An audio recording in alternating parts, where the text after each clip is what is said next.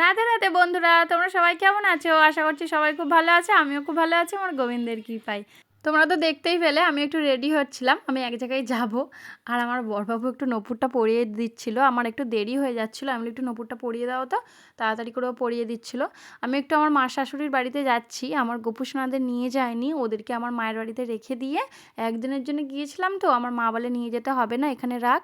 আর আমি মায়ের বাড়ি আবার চলে এসেছি, আমাদের শিবরাত্রি পুজো হয় বাড়ির সামনে, তোমাদের সেই ভিডিওগুলোও শেয়ার করব। তারপরে দেখো আমি চলে গিয়েছি, ওইখানে গিয়ে রিলস বানাতে আরম্ভ করে দিয়েছি। তারপর দেখুন এখানে হরিনাম হবে, এইখানে সব ফুল দিয়ে সাজাচ্ছে।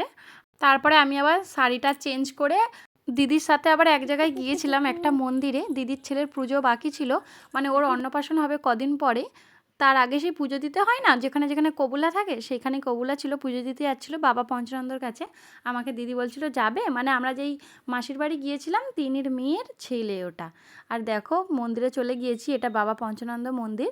সেখানে দিদি সব ফলগুলো কুচিয়ে নিচ্ছে, ওইখানেই গিয়েছিলাম মন্দিরটাই। তারপরে দেখো একটা ওইখানে দোলনা ছিল, আর আমি তো দোল খেতে প্রচণ্ড ভালোবাসি। ওইখানে চলে গিয়েছিলাম, আমি একটু দোলটা খেয়ে আসি আর কটা ভিডিও বানিয়ে আসি। তারপর দেখো এখানে প্রসাদ হবে হরিনামের পরের দিন, মানে এখানে হরিনাম হবে আর কি। তাই আমরা গিয়েছিলাম, আমি আমার শাশুড়ি মা। হরিনামটা হয়েছিল শনিবার দিন, আর রবিবার দিন ওই প্রসাদটা হবে আর কি।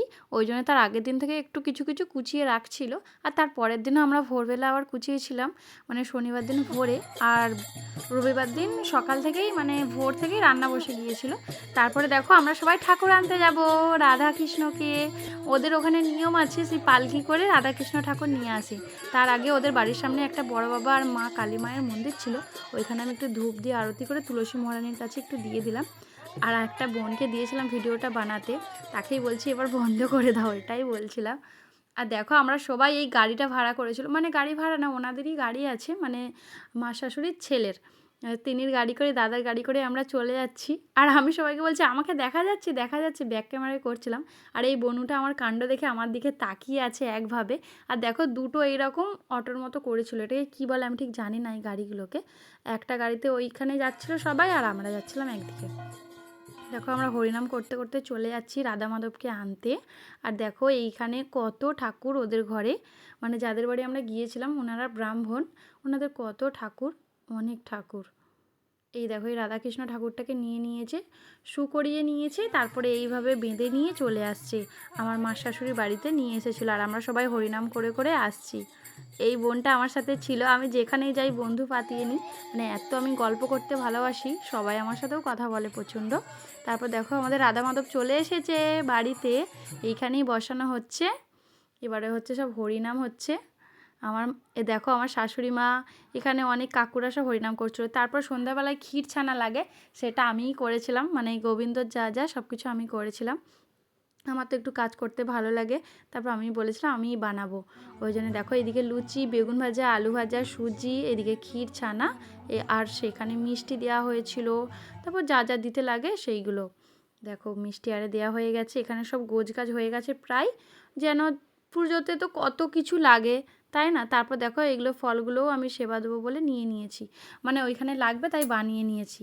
তারপরেই হরিনাম, কি মজা, মানে এত ভালো লাগছিল, মানে কিছু বলার নেই, দারুণ লাগছিল দারুণ। বসে বসে শুধু হরিনাম করছিলাম, মানে সব সময়।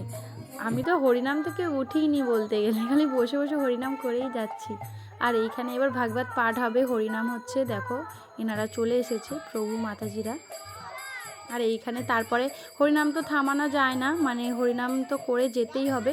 ওই জন্যে কজন ছিল না, আর আমি আর আমার শাশুড়ি মা, মা শাশুড়ি মা সবাই বসে পড়েছি হরিনাম করতে। বলে যেরকম পারবে সেই রকমই করো, মহা আনন্দে হরিনাম করছি। এটা আবার ভোরবেলা আমরা সব সবজিগুলো মানে বানিয়ে নিচ্ছিলাম। তারপরে সকালবেলা আবার গোবিন্দকে, রাধা মাধবকে নিয়ে আমরা বাইরে বেরোবো হরিনাম করতে আর কি।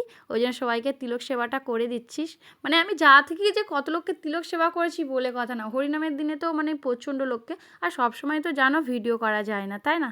আরও ভিডিও আছে, তোমাদেরকে আমি পরের ভিডিওতে শেয়ার করবো। এই ভিডিওটা এই পর্যন্তই।